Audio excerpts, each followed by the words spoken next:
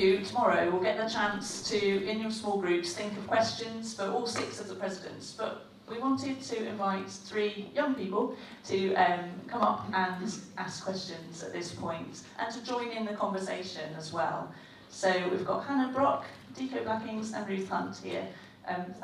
Ruth Hall, sorry. And thank you for joining in. And I don't know, does anyone want to volunteer to kick us off? Otherwise I will pick somebody. Hello friends. My name's Hannah, I'm a Quaker from Sheffield. I have 2 questions, so please feel free to choose which one you prefer. The first one is the most recent, so you mentioned about a church which is anaesthetised, and I'm wondering, either for your own church groups or for the church as a whole, like what would a church that was not anaesthetised look like?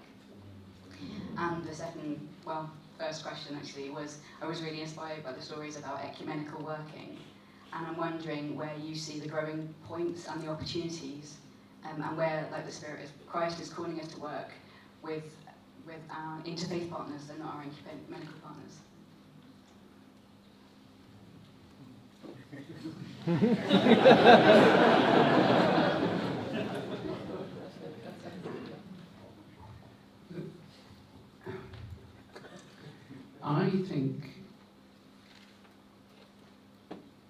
I think we see a church that is not anaesthetised is one, I'm copying what Vincent said earlier, that a church that's not anaesthetised is one that starts with Jesus.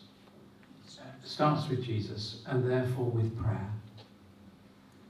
With prayer in all kinds of different ways. One of the things we've had at Lambeth Palace is this community of St Anne's, this community of young people, which has got the latest batch for this year.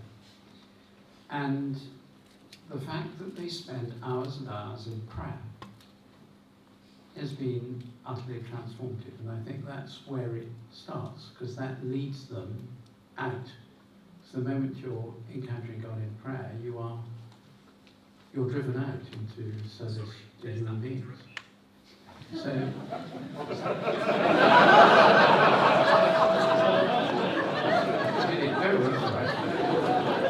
I'm deaf as a post anyway. My hearing aids are not working very well. So I think, the first question, I would say a church that is likely to find the anaesthetic wearing off very rapidly is one that's passionate about prayer. Would be my first. I can't resist. I really want to tell you. I really like to tell you a joke, because I heard it the other day. I think it's an old joke, but it's perfect for this moment. President Putin giving a lecture in a university in Moscow, and he gets to the end of the lecture and he says, "Any questions?" So a young girl puts her hand up and says, "Mr. President, I have 2 questions." "Oh," he said, "and what are they?" He said, "Well, first question is, why is our army, why has it invaded the Crimea, and why is it pressing on into the Ukraine?" And he said, at that moment, the dinner bell rang. So they all went off for lunch bell. They came back afterwards, and the president said, "Right now, has anybody got any questions?" So another girl on the front row, the first girl's name was Tanya. The second girl put her hand up and said, "Mr. President, I have 4 questions to ask." "Yes," he said, "please ask them." "Why has our army invaded the Crimea? Why are we pressing on into the Ukraine? Why did the dinner bell go early? And where is Tanya?"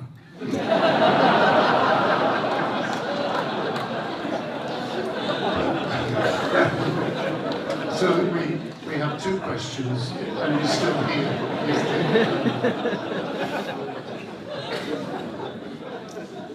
That's not to say anything about the Orthodox churches in Ukraine. Now, I better give short answers after wasting all that time. I think a church that is completely anaesthetised is in heaven, frankly. That's the completion of God's work. And for me, I was brought up on the notion that the church is the church of sinners and will always be the church of sinners. So it's a very beautiful way, I think, of saying that when God's work is complete in us, then that's when we will be totally open and filled with the radiance of God, which will fill everything, and therefore we won't need anything else. So the second question was, where do we see the avenues for forward development? I just come back from a conference that brought together presidents of bishops' conferences, the Catholic Church, from right across Europe, from Russia to Portugal, 34 different nations. And the theme we were looking at was the theme of the expressing of solidarity through voluntary work. And they'd done quite a bit of research beforehand. And one fact stood out, one item of the report, and it was this. It said, right across Europe, the church is the single biggest agent for promoting and nurturing voluntary work. Right across the whole of Europe, even though the experience in the East is very different from the experience in the West. And it just seems to me that we can develop that, and we can develop the notion of giving something for nothing, of gratuity, of just pure generosity, which often comes through the work of a volunteer. And it's so deeply humanizing. It's deeply humanizing, I think, for many young people who are a bit isolated, who are a bit stuck in their own world and reinforced with a lot of social media stuff. But getting out of that and meeting, but I should stop. So that's a way forward, I think. Having a constituency, there's probably 75% medics. We spend a lot of time speaking about medicine. And so I've learned that the presence of anesthetic does not mean there is no wound. It just means you don't feel the pain. And so if we're going to be without that sensation, without the numbing, then we need to feel pain. Our own pain, the pain of others. And it's only in having and feeling that pain that we can respond. And there's a lot of pain. There's pain to go around. And we need to be sensitive to the pain of the church as a whole, to the pain of our own individual churches, to the pain of our parishes, to the pain of individuals. And it is a church that isn't under the effect of anesthetic is one that feels this pain, feels this wound, and is then able to address it, because then the healing starts. We don't also want to wallow in pain. I mean, we don't want to wallow in a sense of victimhood, but we sense the pain and we do something about it. I think that's really important. Last night I was at great risk of losing my voice totally. And I thought, I've got to do everything conceivable so I don't lose my voice. And I took medication, I took lozenges, and it's addressing that that allows me to be here with you today.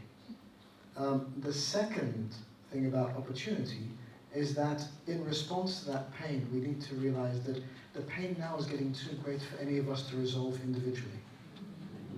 And a lot of it is a pain that goes across an incredible number of areas. So we do need to work with each other ecumenically. And then on the interreligious side, we also need to work. A lot of interreligious dialogue is about, people think it's about theology, but it's not. It's about action, social action. Because theologically it's sometimes very difficult to discuss. And if we focus on theology, it doesn't work. But when we speak about what we can do together, and how we can resolve things together, and how we can have action, that's when it's most significant and most effective. Thank you. So mine's, I guess, a statement and then a call to action for everyone, and then a question for the presidents here. And I prayed about what I was going to ask, and the Lord said to speak about race, and I was like, God, what else you got? And again, said the same thing, so who can fight with God, really?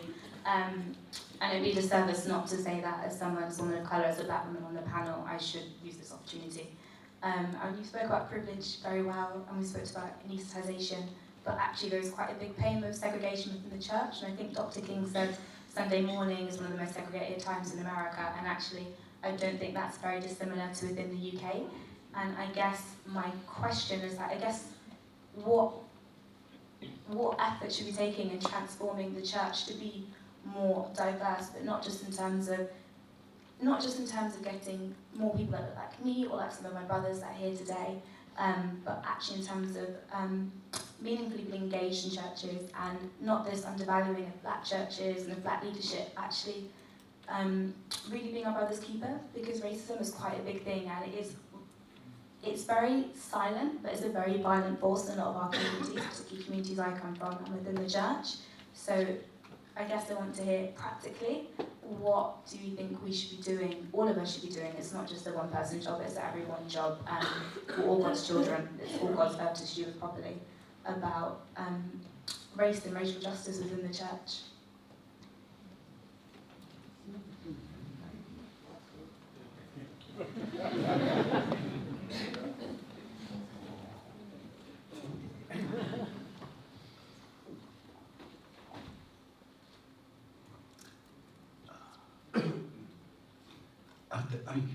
I think I can't stop myself saying this, it's probably the wrong thing to say, but I think my experience of this is very shaped by the fact that in Catholic churches there is a huge variety of ethnic groups and people from many different nations and races. So it is not unusual for me to go to a parish where there will be people from 45 different nations. I remember in Hendon, the parish priest said, oh, on Pentecost Sunday we'll have the gospel read in the different languages of people present. But he got to 30 and he stopped. Now, that's not an answer to your radical question, but it is a way in which one tradition, because of its reach, actually, at least in London, reflects the reality of the street. Now, I think what I do find in our parishes, and this is just staying within, if you like, the circle of the church, is that parishes often put on, what they might call an international evening, and all the different groups that make up a parish bring their food and they share and they offer their music. But actually what tends to happen is that people eat their own food. They don't necessarily reach out and say, I've never had that, I wonder what that's like. They tend, and I would confess it's my first instinct, to go to a table and say, oh, I'm not sure about that, and then go back and have some fish and chips or something awful. So even when we're drawn together by a shared expression of faith, we still find underneath that a tendency culturally not to learn enough from each other. So when, as a society as a whole, there isn't that unifying factor, then I can see how those things get exaggerated and become really, really difficult. I suppose you say, practically, what do we do? Practically, in Catholic schools, we will address these things quite explicitly, and we will have across our schools many different role models from different nations and different races. I mean, one for me that is hugely important is a woman called St. Josephine Bakita from the Sudan, who was betrayed by a family into slavery and eventually was, escaped and has become for us the patron saint of our work with modern day slavery. But she is known in every Catholic school. She is a role model in every Catholic school. And those things help. But sometimes it's just slowly working away. Even when in a parish there is a group of people, the parishioners, who reflect very exactly what the streets are like in London, with a wide variety of backgrounds.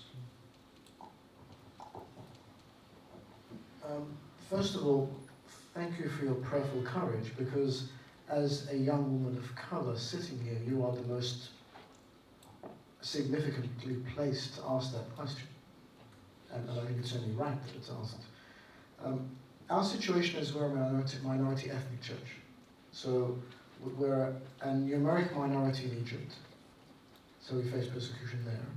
And then we are a minority ethnic church here, so we're not understood. The situation is slightly switched over for us, though, because we have people joining the church, non-Egyptians, from a variety of races and ethnicities. And so it's up to us to make sure that they don't feel marginalized. And for us, for me, and we have one of our wonderful priests here, Father Carlos, we've been very careful to intentionally make the space welcoming and open. So we don't use as much Coptic, we won't use Arabic. When there are people who are there who are not of the same ethnic origin, we'll make sure everything's in English. Even chats over breakfast, because that's where people lose out. It's not just in the pews, it's in the social interaction. Make sure that you don't use your ethnic in-jokes that other people won't understand. Make sure that we don't slip into our comfort zones. And being at church is a comfortable place. It's where you're surrounded by your family, by your friends. You've had a tough week, and it's where you can be yourself. But at the same time, you've got to scan and see people who will be marginalized by you being so comfortable in your own skin and being able to bring them into your world. So I think that's really important to do. And I think for as churches, we've all lived in silos. A Coptic Christian lived in Egypt and saw no one else but Coptic Christians for centuries. And likewise, Christians in England or in Nigeria, we've all had our ethnicity, and churches by definition are affected by their social structure around them and by their culture. But now, we're all in each other's patches, and so we need to react to that graciously. So it's a learning curve for everybody. It's a learning curve for majority churches welcoming minority communities, but it's also a learning curve for minority communities trying to engage with majority populations. And so the old system of us being in our own comfort zones all the time is no longer our reality. And we have to respond to that openly. Thank you. Do you want me not to answer? Briefly. Brief? I don't think I can count that little. I was going to say three things then. One, the Church of England's record is appalling. Absolutely appalling. From Windrush onwards, Pastor Agu, I can see sitting there. I suspect a huge proportion of the people in your churches have some kind of link to Anglicanism and were not made welcome. And when I look around and see what we did in the 50s and 60s, I feel ashamed, and I want to say how sorry I am that we made such terrible, terrible actions. Two, we are trying to change that through both our teaching and through some very pragmatic measures. Every diocese now has a group working on trying to make sure that there are both lay and ordained people from ethnic minorities encouraged to come forward and take positions, to come forward for ordination. And on our training for people who will have wider responsibility, whether bishops, deans, heads of theological colleges, heads of bigger churches and so on, we have a very clear process of encouraging people from UKME backgrounds to come into those courses so they're being prepared for leadership and a listening thing.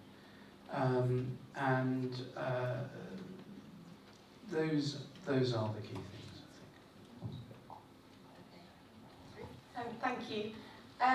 Before it was spoken about how we have to lose something of ourselves to gain Christ fully, and I was just wondering how we best encourage that practically in our congregations and as individuals within our churches.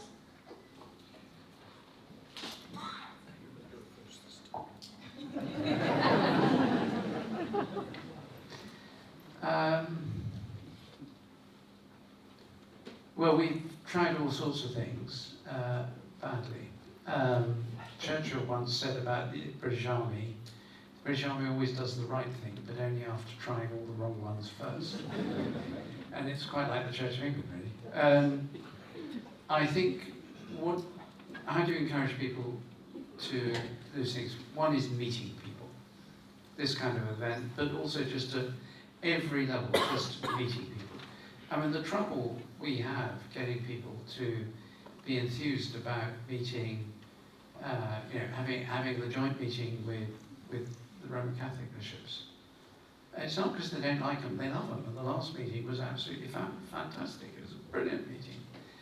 But, yeah, there's this sort of, it gets you out of your comfort zone. You think, oh, we ought to change that, and I don't want to change that. And, so that's one thing. And at the local parish level, getting people to change things and to alter, to give up things that they feel are inherent to their tradition.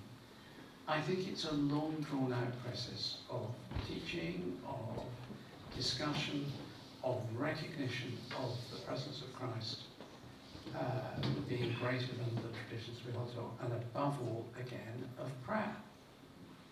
That when you pray together, you change the way you do things. We have a prayer every morning. This is where I'll stop. But every morning in morning prayer, Lord Jesus, who called us to be one, we pray to you for the unity of the church, according to your means, according to your will.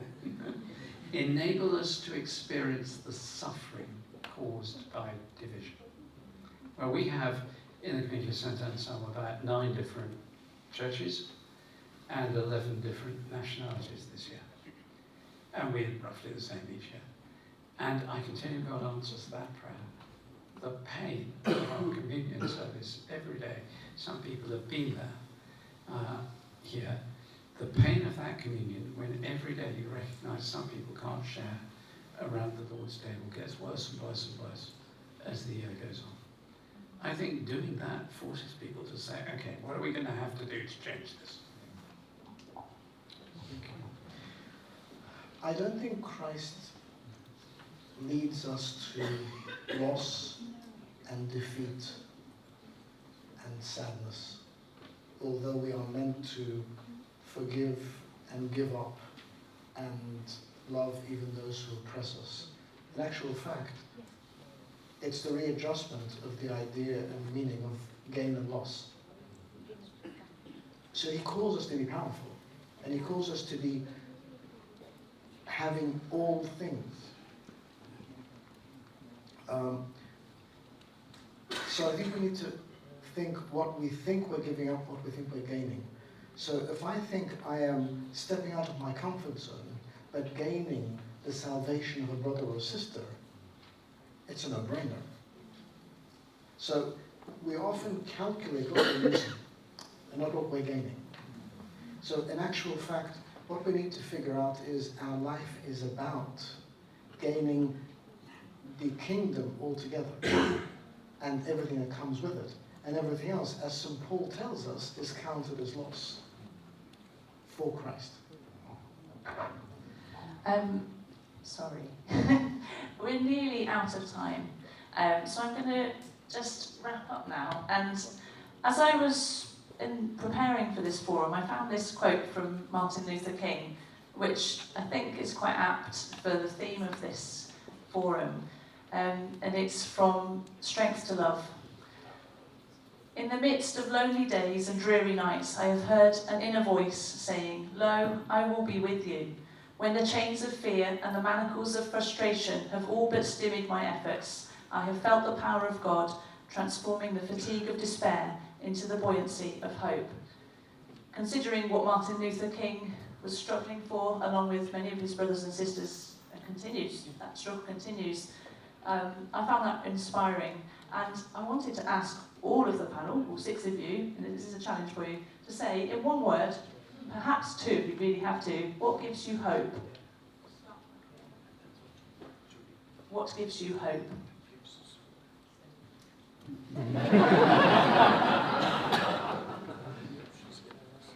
Christ. Resurrection.